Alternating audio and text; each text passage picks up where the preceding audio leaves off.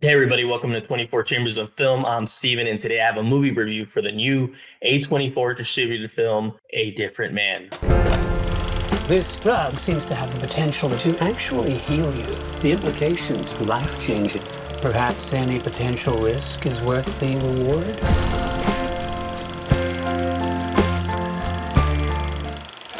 Written and directed by Adam Schimberg. It stars Aaron Pearson, Sebastian Stan, Renate Reinsve.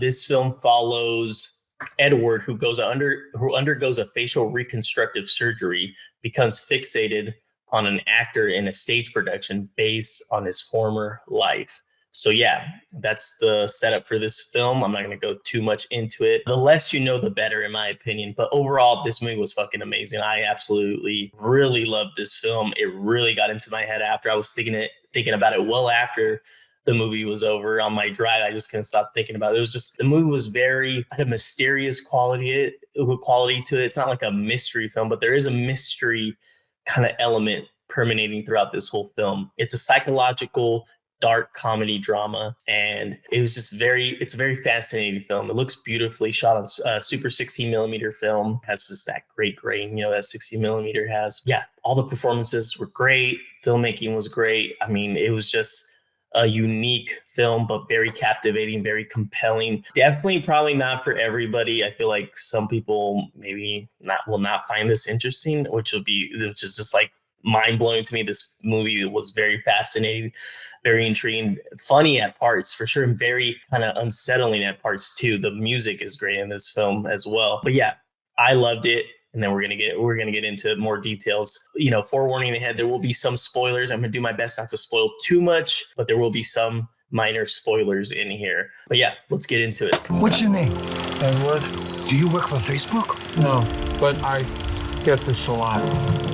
All right, so let's get into the acting. The acting in this film is like grade A, top tier. It's just great acting, the chemistry, everybody's fucking great. Sebastian Stan, probably the best thing I've ever seen him in. And he's been great in a bunch of, he's really great in Fresh. He's great in Destroyer.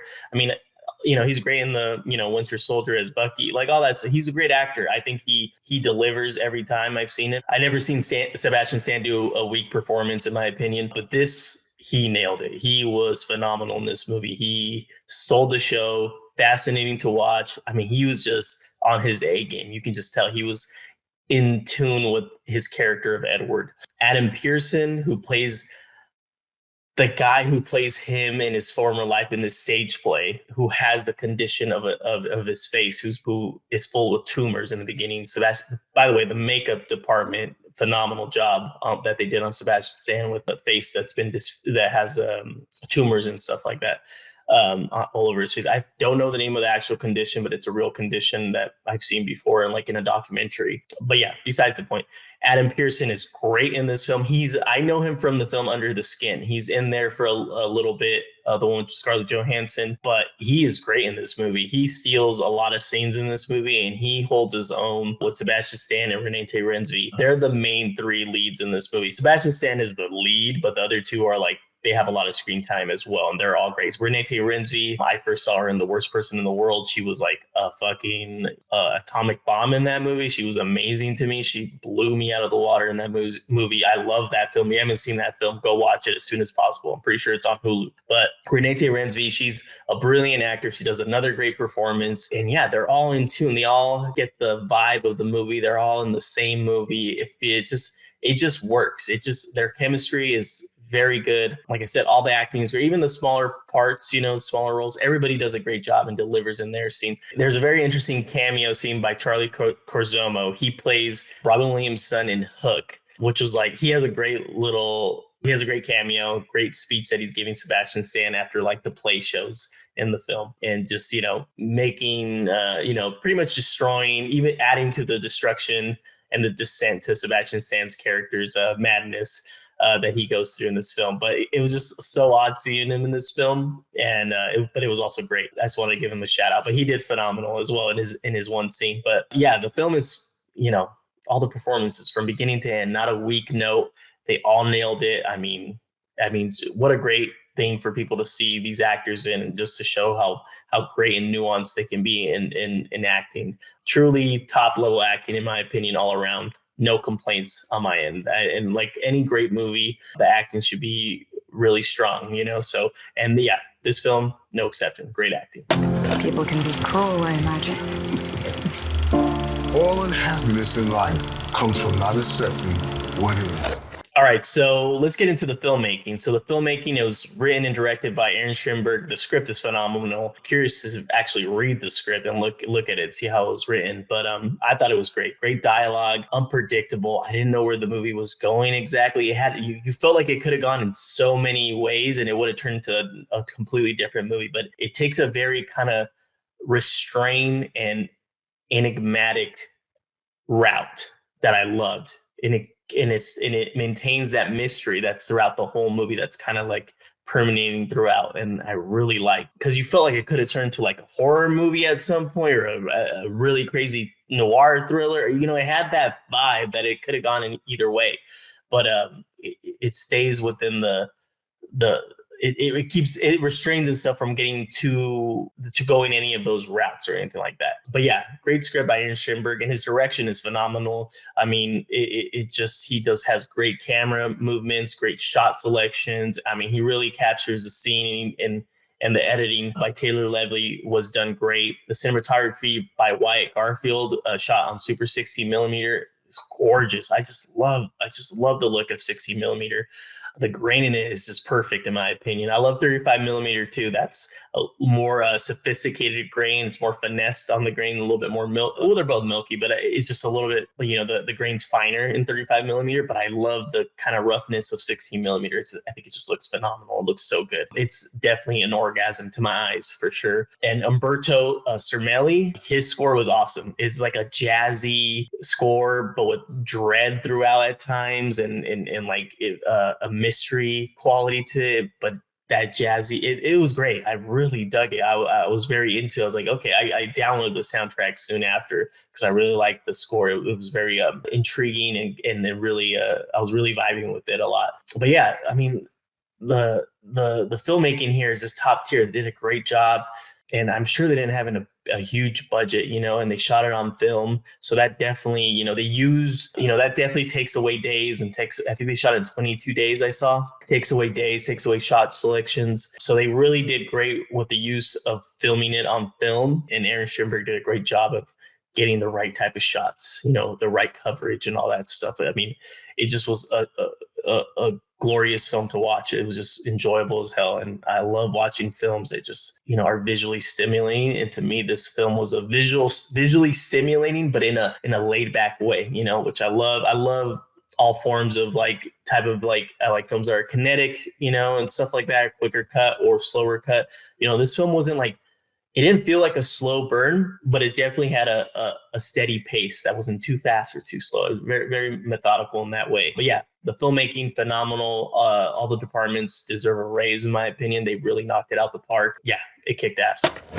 Edward, who didn't remember me? Oswald. Hi. That guy's amazing. All right, so let's get into some of the scenes that really stuck out to me that I really liked. The movie, I mean, there's quite a bit, but I think I really liked the first interaction, real interaction with Renate Reinsve. Her character's name is Ingrid, and Edward, Sebastian Stan. It's very compelling, very interesting, very uncomfortable at times, also kind of funny, awkward interaction. I really liked that first moment. I really liked when Sebastian Stan's character gets the treatment, and basically his face, falls off, and the tumors fall off, and he looks like Sebastian Stan.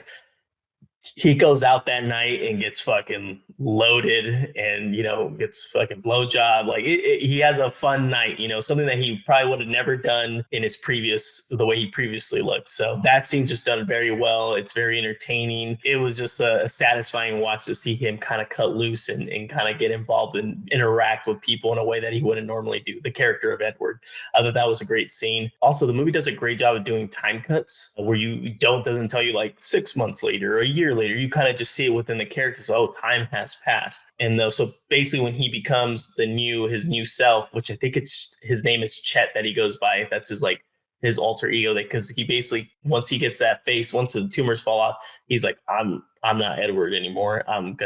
He's dead, basically. And he switches his name to Chet, and it becomes a real estate agent, becomes very social and stuff like that. All that stuff is great. And Renate Reinsve's character, she wants to be a playwright, Ingrid. So he sees her one day, and he follows her, and she goes to this theater and she's doing auditions for a play. And the auditions are for this character named Edward, which is basically based on his life when he had the tumors on his face. Because they got along, they got a lot of chemistry. They hit it off, and he even gave her a gift as a typewriter since she wants to be a playwright. And there was chemistry, like romantic chemistry. They never did anything, but it was definitely there. And she felt that, and she wrote a play about Edward because she really, she was fond of him, or she was maybe, had some attraction to him, but she thought he killed himself because that she overhears Sebastian Stan telling the doctor who shows up, who's doing the medical procedure, or gave Edward the medicine, like he shows up at his apartment after his face has been changed.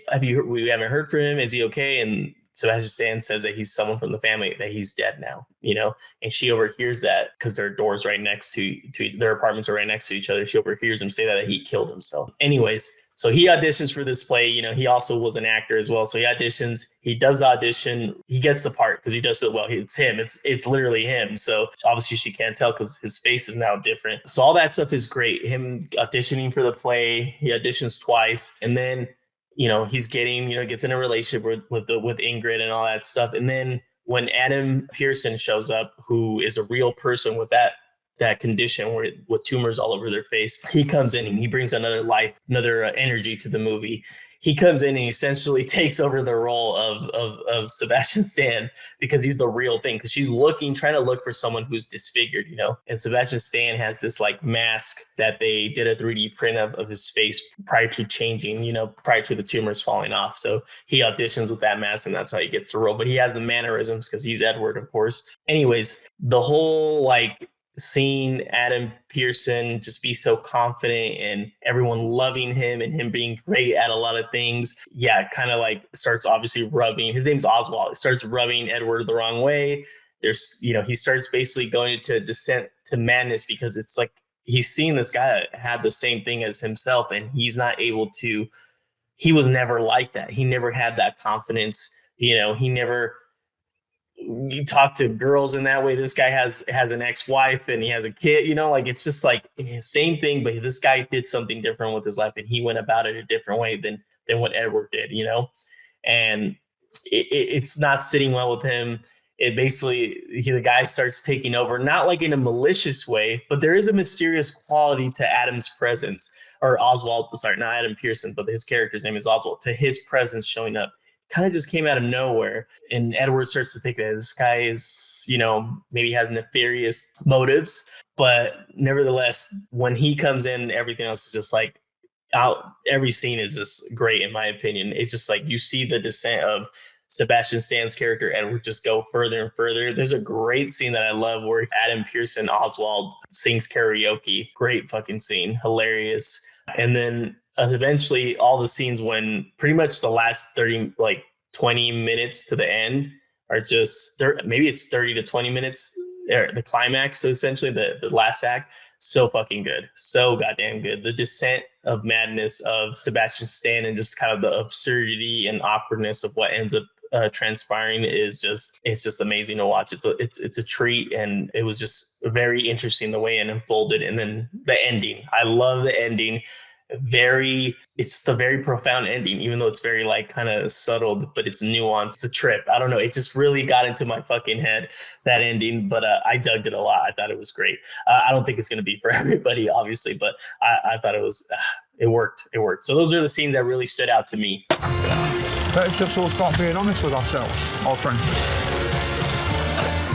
All right, let's get to my rating. I'm going to give this, it's going to be pretty high. It's a 9.3. out of 10. I fucking love this movie. This movie really worked for me. I thought it was going to work, but I would say it just passed my expectations. I thought it was going to be really good, but I'd say it's exceeded them a little bit. But yeah, 9.3 for me. Like I said, this is not going to be for everybody. Some people are going to watch this movie like, what the fuck did I just watch? Especially with that ending. It's kind of like a little bit of a head scratcher. It's kind of, but in a good way. It's kind of ambiguous. Enigmatic ending. Like I said, there's a mystery feel to this movie. The vibe, the atmosphere just has a mystery quality that I love, and it ends like that as well. And I think it works really well. I can't wait to rewatch it again because I feel like there's stuff in there that maybe I might have missed the first time. There's also this kind of ideas like, you could kind of like maybe conclude that maybe some of this is not real. Or Israel, I don't know. You could kind of, I feel like there's a theory out there that you could probably make the case that the medicine that Edward took maybe kind of, there was some side effects. I'll just leave it at that. But either way, regardless, whether it's that or what's actually being shown is actually happening, it's amazing. It's great. So A Different Man, written and directed by Aaron Schimberg. I can't wait to see what he does next. I'm definitely going to be paying attention because this movie was truly awesome. Definitely a great addition to the annals of cinema. A Different Man, 9.3 for me. Go check it out. If you haven't, hit the like button. Please subscribe to our channel. We got way more stuff coming up. And yeah, stay tuned. This is 24 Chambers of Film.